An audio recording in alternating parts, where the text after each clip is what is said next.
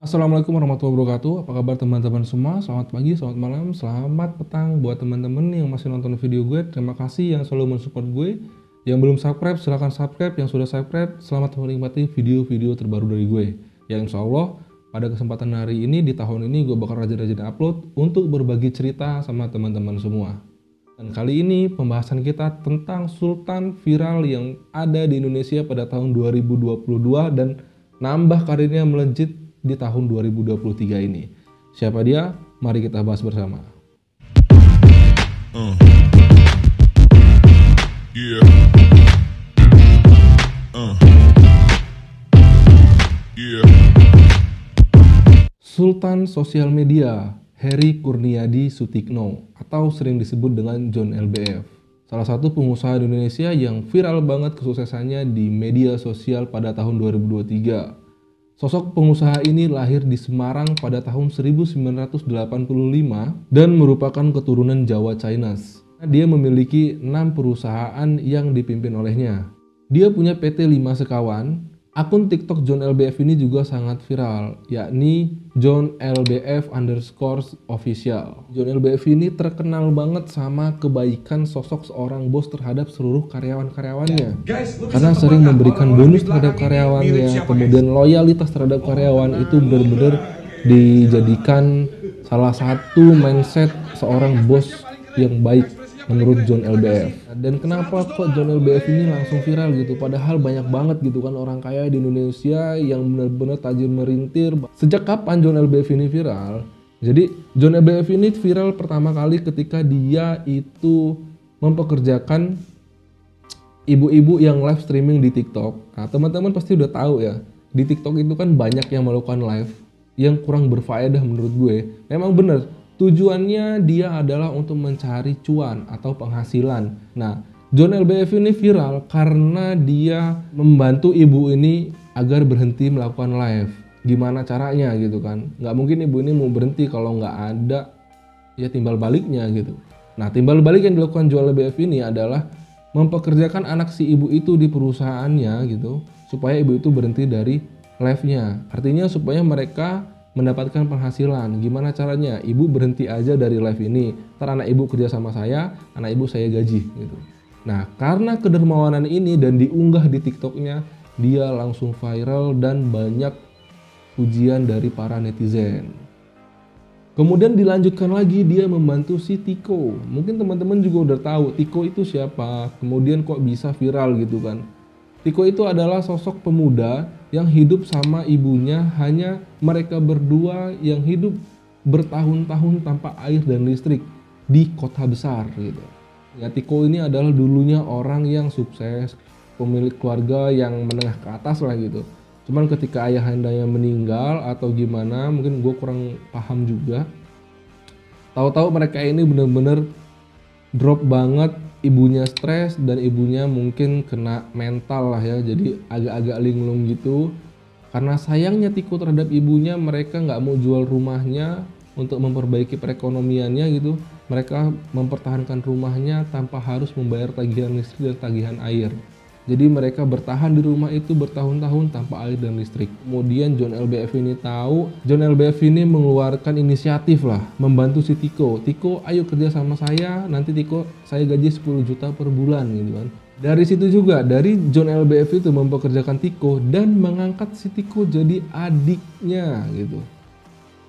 Tiko, kamu saya angkat jadi adik, kemudian dia diberikan PS5, diberikan banyak hadiah, dan dia dipekerjakan di perusahaannya serta digaji 10 juta per bulan. Nah, kontennya itu dimasukin lagi ke TikTok, nambah viral lagi nih John LBF, makin banyak lagi follower dan pujian dari para netizen. Jadi kan hari ini alhamdulillah kita udah bisa silaturahmi. Jadi saya tinggal nunggu jawaban Tiko. Semoga Tiko berkenan kerja di perusahaan Om John. Jadi nanti Om John sendiri yang akan ngebimbing Tiko, bagaimana Tiko nanti belajar tentang strategi pemasaran, tentang produksi, di konten kreator dan lain-lain gitu ya. Om John sendiri, sorry bukan Om John, karena tadi kita udah sah ya, Tiko per hari ini jadi adik angkatnya Bang John. Berarti manggilnya sekarang Om John atau Bang John? Bang John. Bang John ya. Nah, kita salaman.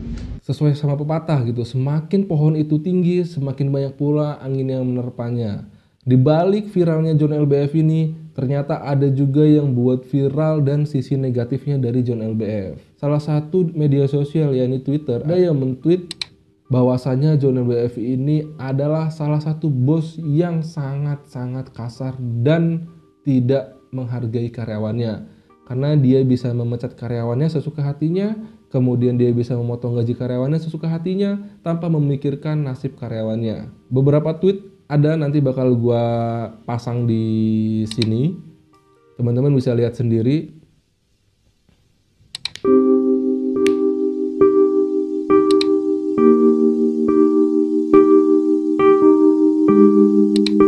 Jadi beberapa tweet ini adalah kegiatan John LBF ketika berada di WhatsApp. Dia bisa memarah-marahi di grup mungkin ya, atau mungkin ini japri juga di WhatsApp para karyawannya. Karyawan ini menyatakan bahwasannya masih mau kerja sama John LBF.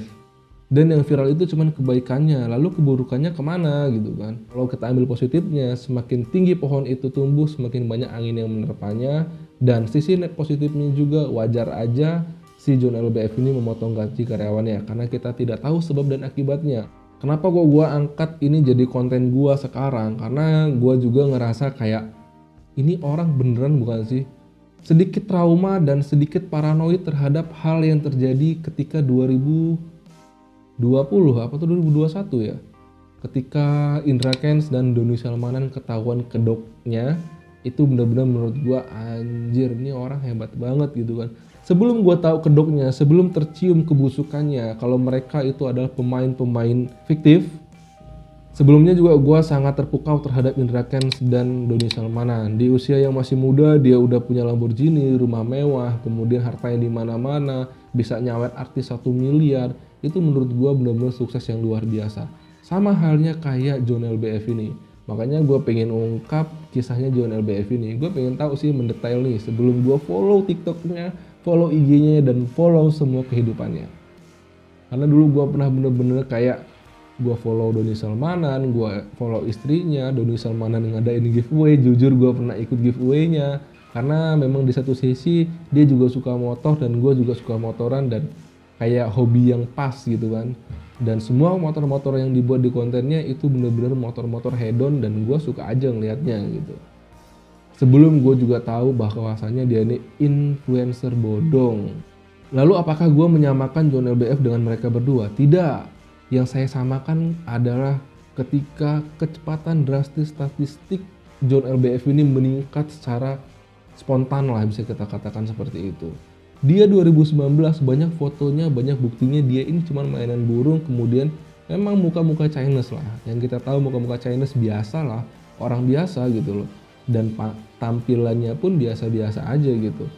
Kurang lah dari manusia-manusia Chinese yang menengah ke atas gitu, mungkin kayaknya nggak banget John LBF ini. Ini ada beberapa foto dari John LBF ketika dia masih main burung, ketika dia masih nongkrong, ketika dia bisa main, ketika foto-fotonya masa lalunya, foto-foto 2019 yang katanya masih hidup biasa-biasa saja, dan dia juga bukan dari golongan Chinese yang tajir gitu. Artinya bukan pemilik pewaris perusahaan dari bapaknya, bukan juga.